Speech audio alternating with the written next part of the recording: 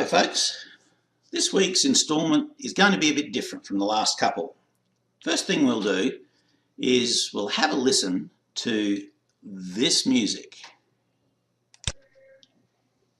When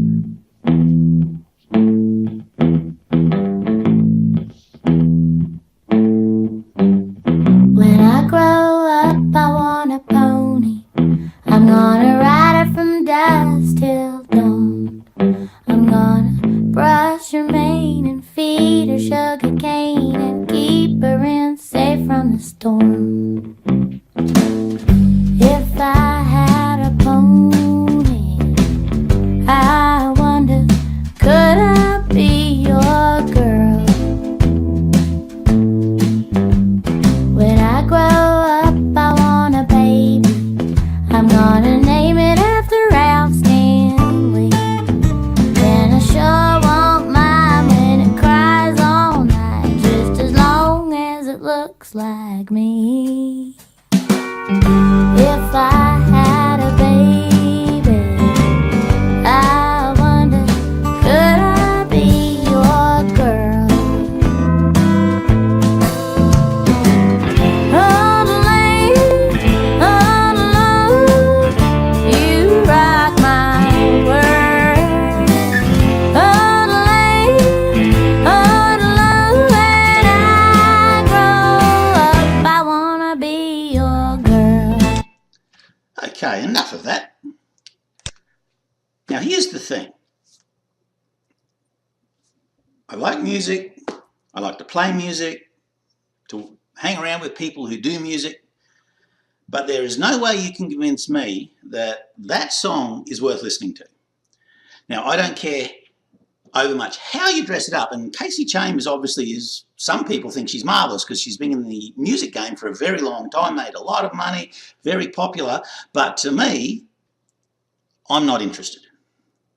Now the question is, how would it be possible to make me listen to that and get interested?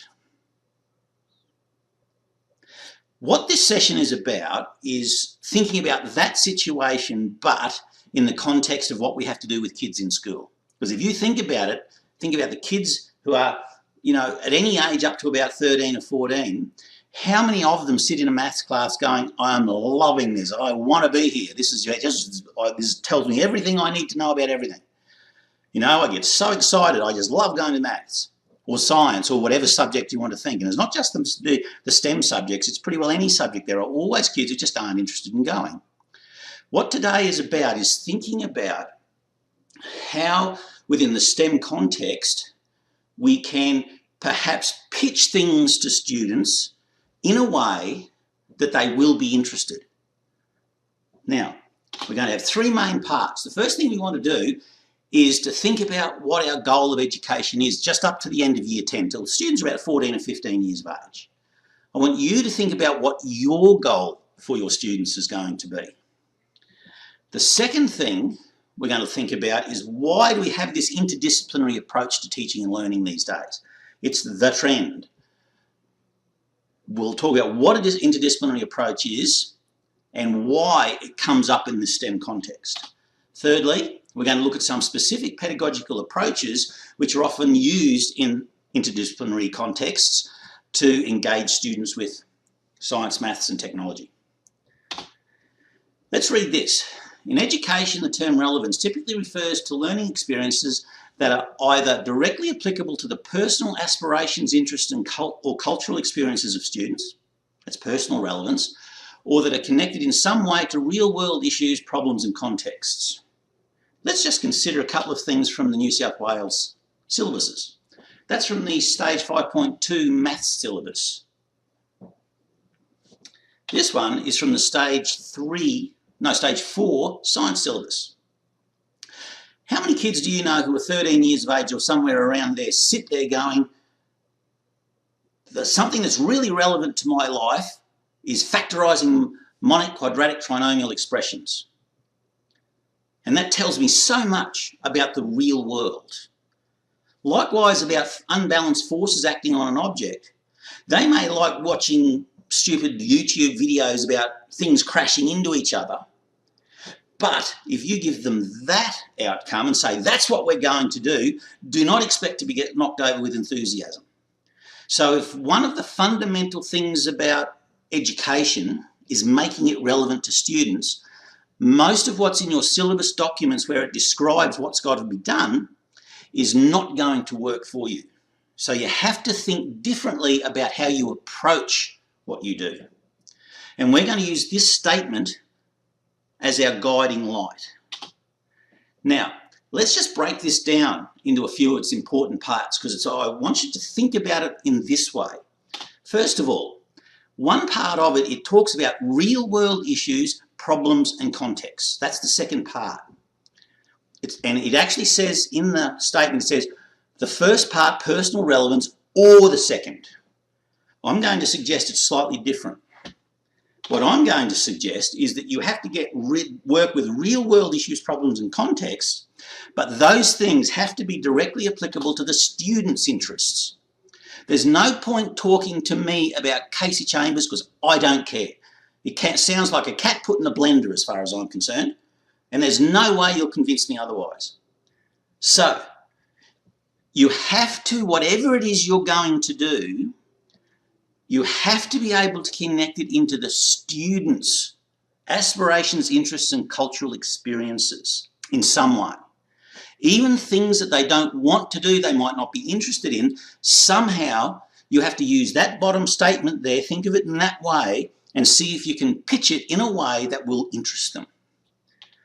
Now, the next thing to think about is what happens in a situation where the thing you've got to do, you can't think about a way to pitch it like this. You can't think of a real world situation that's going to be applicable to what the students are interested in.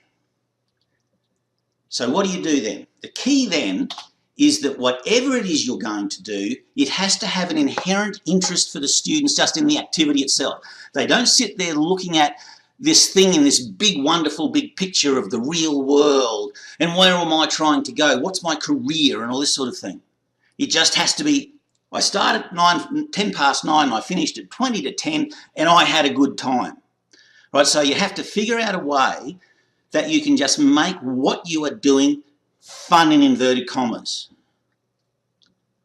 So they're the two situations. You go the first route, the top bit first. You try and think of real world situations, problems that are going to be of interest to the kids and use that first. If you can't do that, take whatever it is you've got to do and try and make it interesting and fun and work on getting them emotionally engaged to it.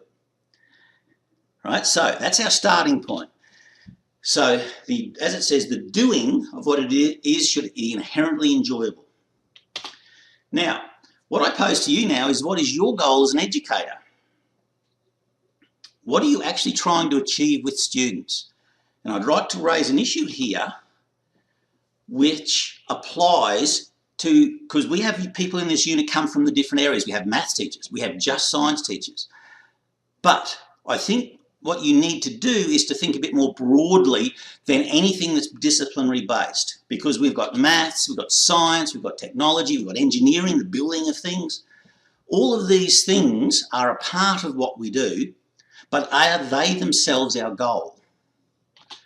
Consider this. This comes from Education Week from 2014. It's a fellow writing about his issues with education. Now, there's a few parts I want you to pay attention to.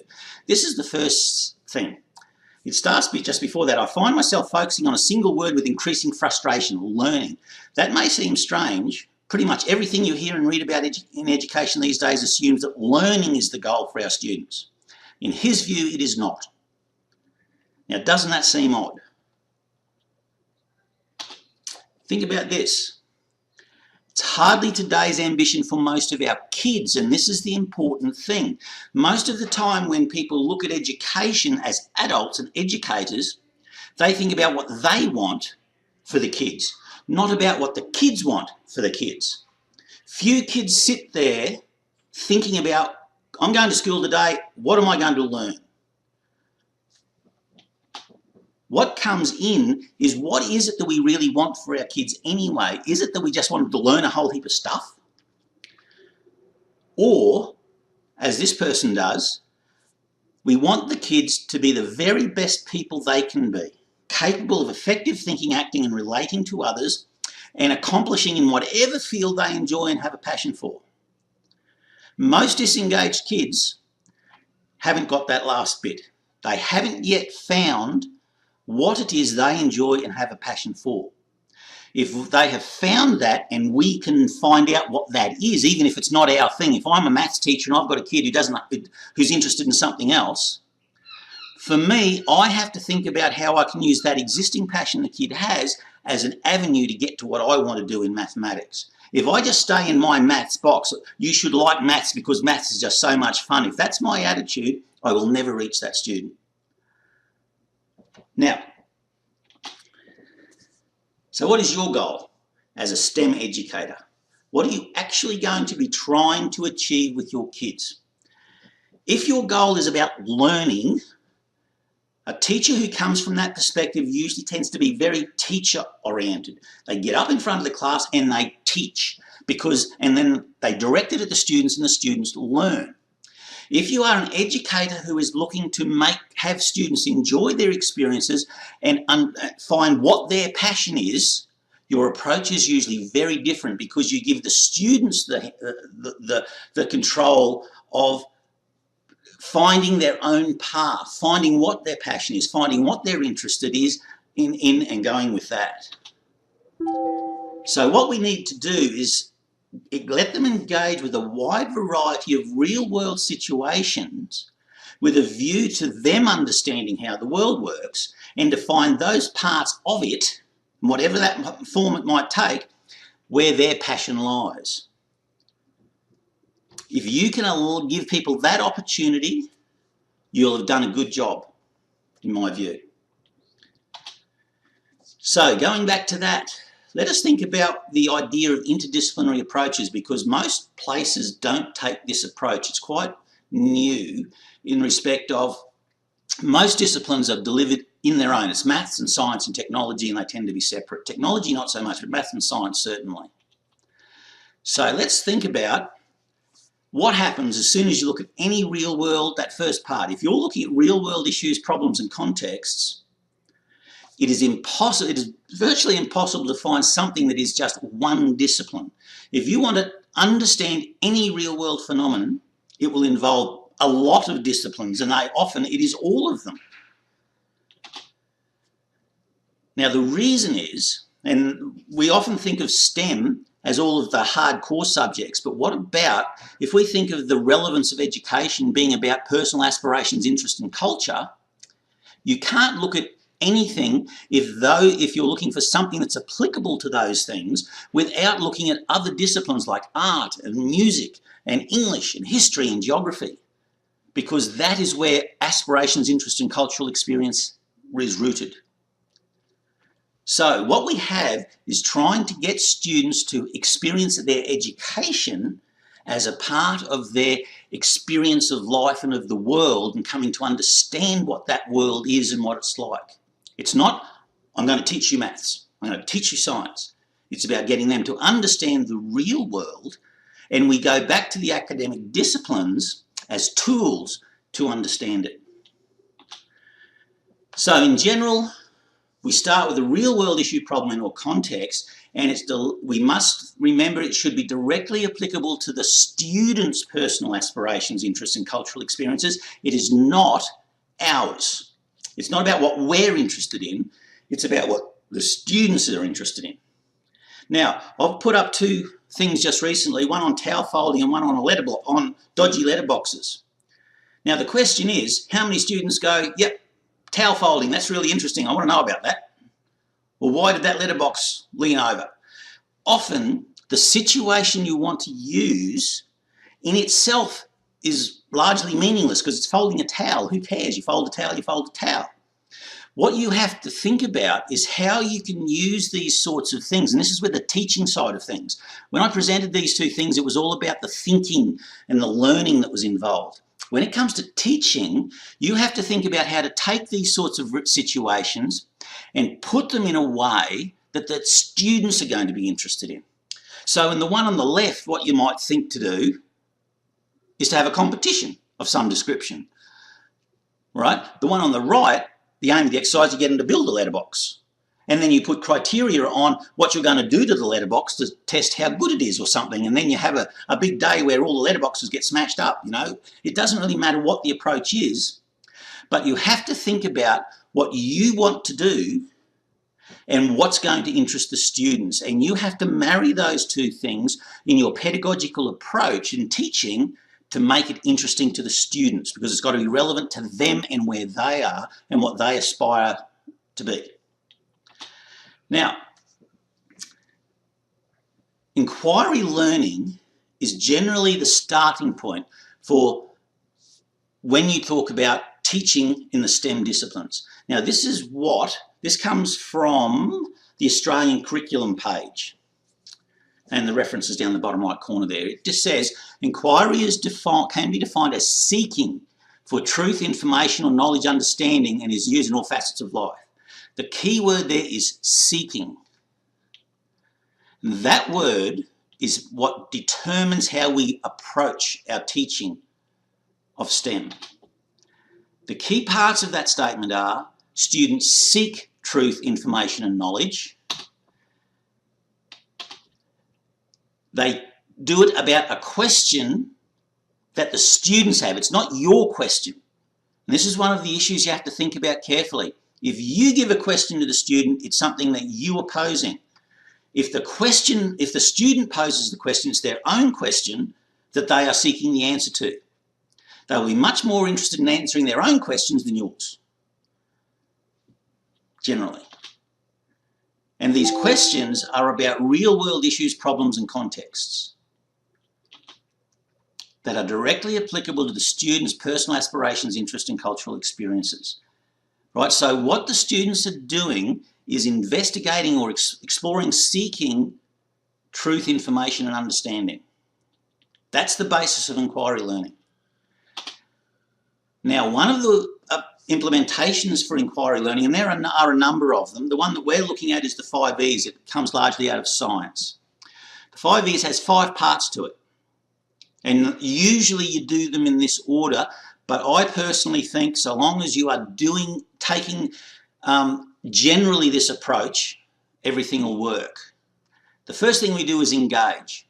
Now, this is taken from the Primary Connections website.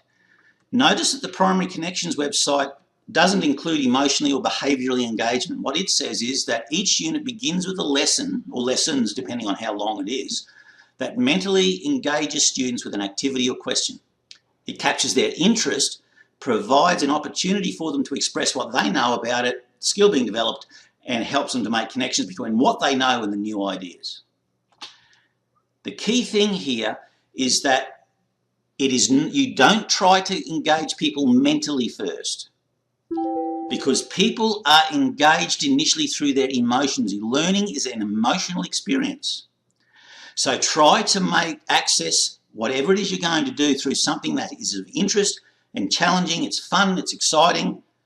And the key thing here, and if you put this in your sequence, I will mark you down, engagement is not based on the teacher talking when you're doing an inquiry-based lesson.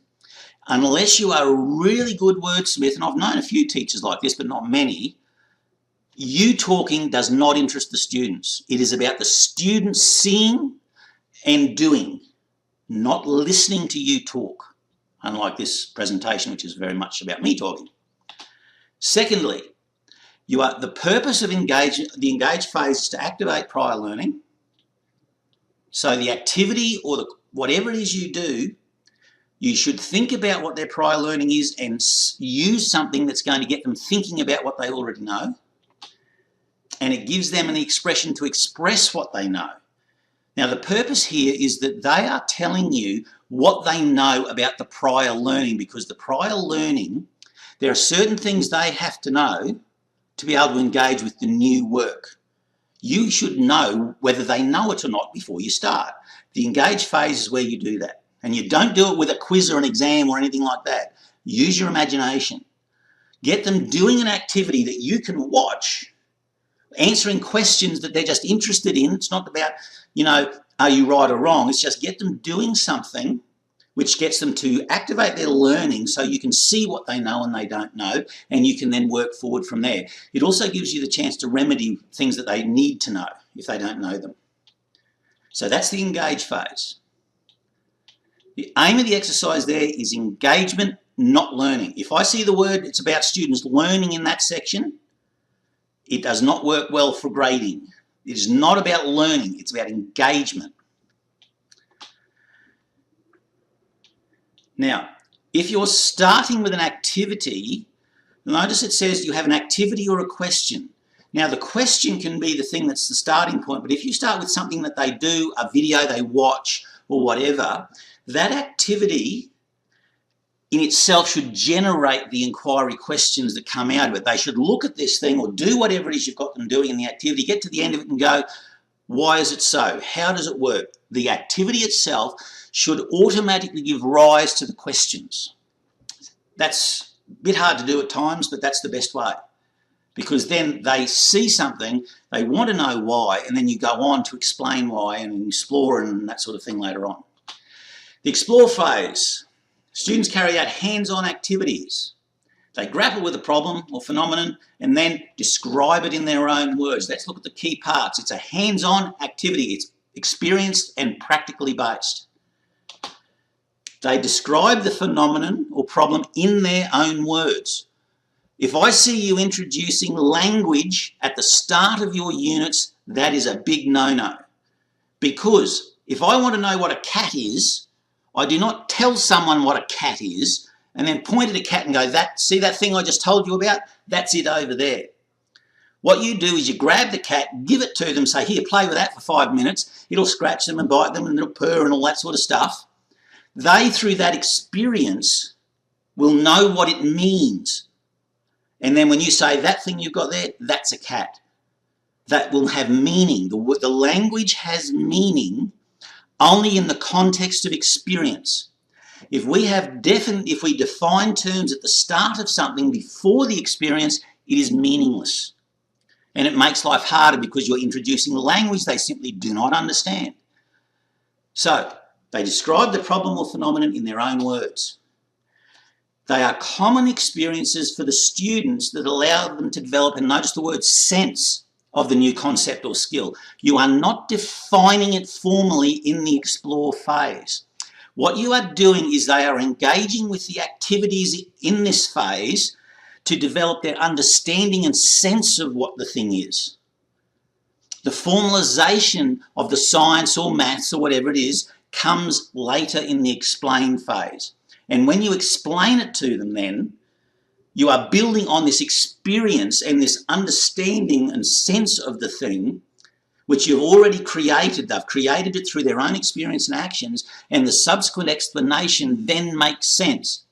You try to explain something without a person having a background of their own experience and sense of a thing, it's meaningless. Doesn't matter how often you explain it. Explain. It says, one thing I will add to this is that the explain phase, which follows on from the explore phase, is about explaining what happened up to the start of the explain phase. So it's the engage and explore together. You are trying to get a formal base explanation of what's happened there. But it must start with the students explaining what's going on in their own words using their own language. So if I've got 6 groups in a room and they've had a series of some activities and things, they get the opportunity to explain what's going on. Once they have done that, and you can actually build on it, so if one group starts their explanation, the next group can build on it and they can work together, and you guide that process, by the time you've finished, you will have, using everyday language, gotten kids around the meaning and sense of the concept. Then what you do is you formalise that. They must explain first, and then the teacher follows that and organises everything in a formal academic framework that includes the language. The language is not introduced until this stage. Now, what you formalise may come from a variety of places. There may be science or maths or art or music, it could be any variety of things that those exploration activities involve, so you go wherever it goes. Remember, explanation follows experience. You think about mathematics. Most of the time, you maths teachers, they explain first and experience. And once I've taught you how to do it, then you can go and do it. So that math teachers tend to teach from the exact opposite. They explain how to do it, then they get people to apply it. The whole point of inquiry-based approaches, and the 5Es in particular, is that they experience first and you explain second. They have seen something and you're explaining what they have seen or done. Now, the elaborate phase is a place where they get to take everything they've learned up to the end of the explain and they apply it in a new situation. So it might be a similar situation or situations to what's in the explore, but they're different in some way. They might just be unfamiliar or new. It's all where they are allowed to develop their depth of understanding through the application of what they've done. The evaluate phase, the one thing about the 5Es is that the evaluate phase is where the students review their learning. Right? They consider, what do I know? What have I learnt from all of this? What do I understand based of what I saw in the explore phase, you know, those sorts of things. They should also have the opportunity to consider their metacognitive reflections on what's gone on, about how they've learnt. Also include how, you know, how do I feel about what I saw? Remember when we look back at the earlier, we talked about cultural experiences and that sort of thing. Learning is an emotional experience. If someone has been involved in a learning experience which was an extremely negative experience for them, you need to get into it and do something about it, because it is undealt with negative emotional experiences which reduce the student's capacity to engage in education. That's why you get Year 9 students who just will not engage at all. The reason is because they've had negative emotional experiences on a repeated basis that nobody has ever done anything about to try and deal with. So try to have a reflection experience for the students which says, how did you go? How did you experience? How do you feel about it? Was it good? Did you learn something? Do you feel good about what you learned? You know, try to get those positive emotional experiences in there as well. Now, so that's the 5Es.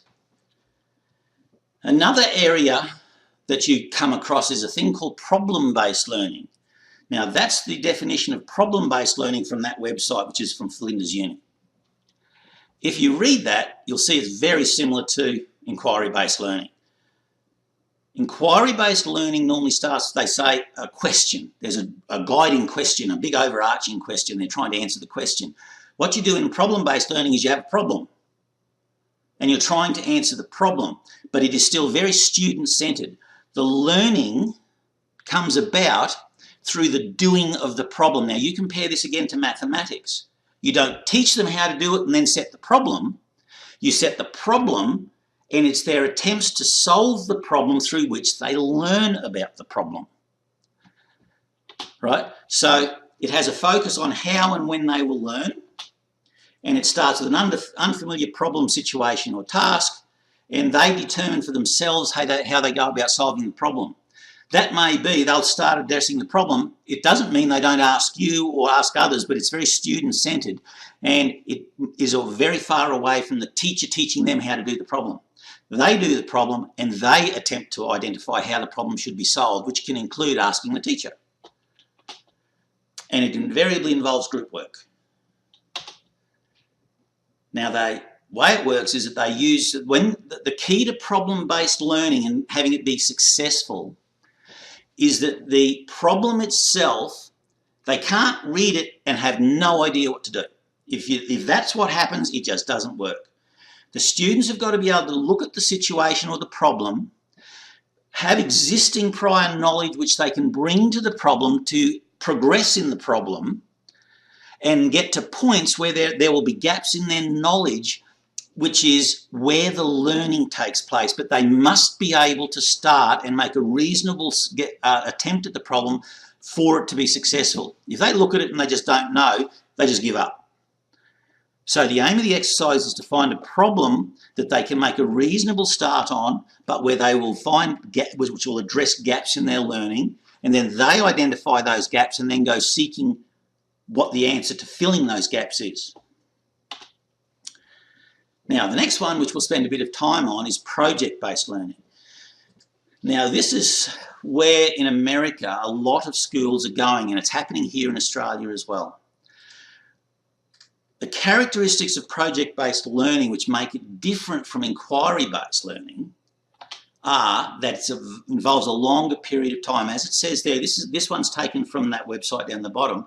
They say a week to a semester. You can do an inquiry-based lesson or even a single activity in 15 minutes. But a project is normally over a longer time. It engages them in a real-world problem or answering a complex question, exactly the same as inquiry and problem-based learning do. But it also involves finishing with a product or a presentation, or they have to produce something. And this is why STEM often uses projects, because the engineering part requires them to build the product. They actually build something or produce something. And that product or presentation should be delivered to a real audience, not just the class and you as the teacher, because it is the real audience which gives the whole thing value. If there are parents there and other teachers and other students, the students get to demonstrate the mastery that they have developed in that project, and they go, look at what I've done. If you keep it within the class, it doesn't have anywhere near the same effect. Now, project-based learning has some real problems with it, unless you are careful. The things that you need to think about for project-based learning are that it needs really strong leadership both by you as the teacher, but it must also exist within the groups that are undertaking the projects. If you have a group of 4 students and no one in that group is capable of taking the leadership within the group, it just does not work. So you have to be fairly careful about the way you structure the thing. You have to have a commitment to student-led and innovative approaches to teaching. Don't try a project-based learning situation if you think that direct teaching and explicit teaching is the way to go, because it won't work. Students need to learn how to do a project. If you've got a class that's not done inquiry learning or projects, or even if they've done that but haven't done a project, and you just put a project on them, don't be surprised if it doesn't work. Not only do the students need to know the science, the maths, the academic disciplines, to the content to understand what goes on in the project, they have to know how to do a project and plan the thing and design things and build a product. That has a whole area of learning unto itself. There have to be, as a part of that, clear known planning design processes that students follow. These must be known before the project starts. You don't try and teach them how to do a project in a project where they're actually trying to learn, the science and maths. And you must be careful in the project to maintain the academic rigour. That is, don't lose sight that the purpose of doing the project is built around the experience, but it's also built around the learning that you are trying to achieve. You're still trying to address the syllabus outcomes. Now, let's consider the first two and how we might deal with those. The biggest problem with project-based learning that you'll come with younger kids is all around teamwork and collaborative decision-making. For example, at the end of the day, a successful project will be one where the people involved in the project were able to get together, consider what they needed to do, what are we going to do now, and they can come up with an answer that they are all satisfied with. They might not agree with it, but they'll at least accept it and work on it positively to move on. For kids in schools, that can be challenging, and it's something they have to learn how to do. Don't just expect them to be able to do it. Right? So you should be, if you're going to do project-based learning, it's a good idea to lead up to it before the project starts by having the kids do some teamwork activities where you've got these sorts of challenges arising, and they get the chance to sit and talk about it so that they've figured out before the project starts how they're going to go about making these decisions. Now, the last three tend to work together as well. There are a variety of ways to organise a project. Students have to know, if I've got a project that's going for 6 weeks, it's very strongly student-centred. They have to know what they're going to do in that 6 weeks. It has to be very well scaffolded. There are a variety of things that students, approaches that students can use. The one on the right is the engineering design process. Now, some of those things in that process are rather different from what they are used to doing. Right? Going out and trying to build a product like a widget for this group, for this target audience. I have to go to the target audience to find out what the widget's actually supposed to do. This sort of thing is very common in software development. If you're trying to write a program for a company, you have to find out how the company works and how they make their decisions and the workflow processes, because if you build something without considering those things, what you build won't fit the requirement. Right? They have to be able to do their own background research. Once they've recognised the requirements of the thing they're trying to produce, they do their background research, and then they have to design the thing before they actually build it. There's a whole process in designing as well. Right? There's and this is a big thing in the current, in the new syllabuses for, it's called design thinking. There's actually, if you go into the NISA website, there's quite a bit about it. Right? But you have to take the time to teach the kids how to do a project. And if you've got something that you're going to learn, if the learning is very high in a project, don't try and teach them how to do a project at the same time, because there's just so much to know, you will overload them. Now, the quality of any project-based learning experience is usually determined by how well you set up the project. Are the kids equipped to undertake it when they start? And then what's the quality of the setup and the establishment of the project that you give them? Now, if you're doing a project-based learning unit and it doesn't work, there are very common reasons why. They usually lie in the same place. Firstly, the kids really don't know what they're trying to do. And this is arising because the project specification for the thing isn't adequate. Now, if the kids themselves are coming up with the project, it's their decision about what they're going to do, you have to make sure you don't allow them to progress too far unless they have done a project specification which is adequate for them.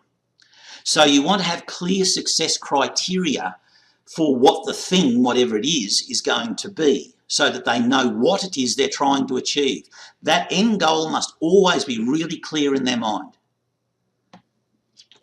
Secondly, they've got to have a strategy for action when they don't know what to do. If you've got a project running for 6 weeks, there'll be many times when kids will get to a point and they go, what do I do next? They have to be taught how to answer that question. So they should know there should be a standard procedure in place for them that they've been taught how to do, which says whenever you get to a point about you're not sure what to do, this is how you go about planning or figuring out what your next step is. Generally, one of the things that happens is that we do not provide insufficient scaffolding at some point throughout the process.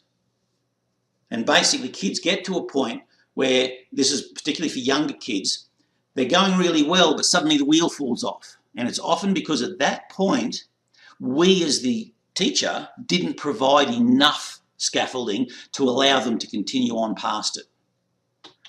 Often when you do a project, these things are a work in progress. The first lot of kids do it, You then take all your documentation and you hit it again and dress it up more based upon the experience of them doing it and what didn't work. And after you've done it a few times, you end up with something that's reasonable. And as I said already, kids don't know how to make collaborative decisions about things. You often it becomes a power struggle, and you see this at all ages. You see it in adults and anywhere, all right? You have to get teams that are able to make a collaborative decision. And if you've got an important project-based learning thing that's going to be summative, you want to make sure you have teams that are going to engage in it, which will be able to make collaborative decisions. That should be done based on prior projects so that you know the teams you've got are going to work. Now, think about these projects. We have a project which says, I'm going to make a billy cart. How might that be different to a project which says, I want you to build a cart that you actually can win a race in? Or perhaps a cart that is powered with an engine? Or a safe person-powered billy cart where the power is being provided by the person in it. Each of these projects has different knowledge and skill requirements to get to the end. They also have different academic learning components and requirements in them. If you take the first one, and take for argument's sake, if you wanted to end up with people knowing about kids who knew about motors and all that sort of stuff, you don't start with the one at the right-hand end, unless they have adequately been prepared to do it. What you might do as your first project is get them to build the billy cart. Realise that because there are building things in this, they've got to be able to, if they're building that billy cart, they've got to be able to saw a piece of wood and drive a nail into it. Do not assume that the kids know how to do that. A lot of kids don't have the physical experience to be able to do simple things like that. So perhaps you might start with the one on the left and get them just to build the thing. The focus of that activity is the engineering side, where you're just going to design something and build it, and it's got 4 wheels and you can sit on it and steer it and make it move. You're not worried so much about the science or the maths or anything like that. It's the engineering part. Then what you do is, having done that part of the project, and everyone's gotten to the end and they've ridden taken them out into the yard and they've all ridden their billy carts down the hill, you then might move on to these other things as a development of the existing project. So the second one, the race the billy cart, in the first one they don't care about how fast the billy cart goes.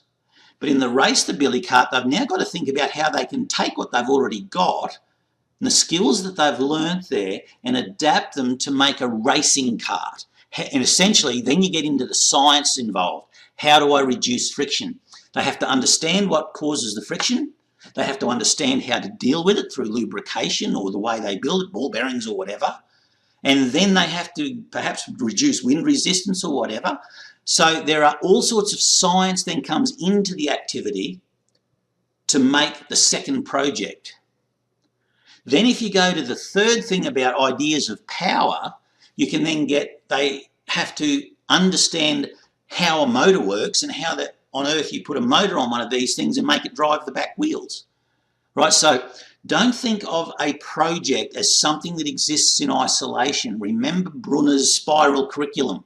The same works in project-based learning. A given project should not exist in isolation. It should be part of an overall strategy that's leading you somewhere and you are building on things. One of the hardest things to do in project-based learning is to find a good project, one that gives you the scope to address the range of things you want to address. Now, if you take this for argument's sake, how can the arts and drama and all that sort of thing be incorporated into something like this? What you might have to do in these sorts of situations is be rather creative. Don't restrict yourself just to the STEM disciplines. Now, this is the main problem with project-based learning, and it's in fact cognitive load. If you do a project, a real-world project, it will involve you having a knowledge of, you've got to be able to just run a project. That's a skill unto itself. And you have people go to universities to learn how to be project managers, and it doesn't matter what the project is, what they know is how to run a project. You've got to be able to work in a team, and you've got to know how to do that. There's learning involved and experience involved in knowing how to do that. You've got all your academic disciplines, which are all different. They all have their own syllabus. So if you do a real life project and a real world activity, all of these things are liable to be a part of it. So that builds a substantial cognitive load for the students in terms of their learning. This has consequences. Number one, don't bite off more than you can chew. When you start, if you go into project learning, keep the projects simple and short initially and have a specific focus on something. What you might do a really simple thing, like you remember the towel folding activity. You might use that activity as an exercise with a group so that they can learn how to work as a team. So you give them the towel, you give them the end result that they've got to produce, and they as a team have to come up, they get one crack at it, they have to come up with a technique for doing it. And you put a time limit on them, make it a bit time pressured, and see what happens. After they've had a go at it and they start having a bit of biff, oh, I think it should be done this way, no, it should be done that way. Afterwards, they take the time to sit down and look at what they've done and go, what just happened? Why did we have the problems we had? How could we make it better? So they learn how to work in a team. Likewise, when it comes to the discipline, you have to be fairly careful about the project and how you are going to manage the different disciplinary content in them. Now, if you've got a project, one of the classic project-based activities is bridge building. And a lot of schools in America use this one because bridges involve virtually everything from you can just about write any academic thing into it. There's science, there's maths, technology, engineering, there's art, there's history, because you look at the history of how bridges have changed over time, geography, why do you use a bridge? And you look at the geography of the thing. You talk about the design of a bridge in different geographical contexts, all that sort of stuff. But the problem is, when you have a project like that, you have to be careful about how you manage the cognitive demand in it. So when you start, keep it simple and keep it fairly narrow in context. Now, students should have the opportunity to learn and reflect in all areas that are feasible over time, but they don't have to do it in the one project. That's what I was trying to say earlier. Projects do not exist in isolation. They are often things that are done which build on themselves over time and if done properly over a few years, so by the time they've finished with it, they've really developed their understanding of this interesting real life situation. Now the question is, how are you going to approach your work as a STEM educator? One thing's for sure, it will be a student-based approach. There is no right and wrong. There's nothing that says generally that one of these works better than the other. I'm sure Hattie's got something written about it, but what you have to do is to think about all of the things that you've seen in terms of how it might be done and then develop something that's going to work for you. Thanks. Don't hesitate to let me know if you've got any feedback on the way it works, and talk again soon.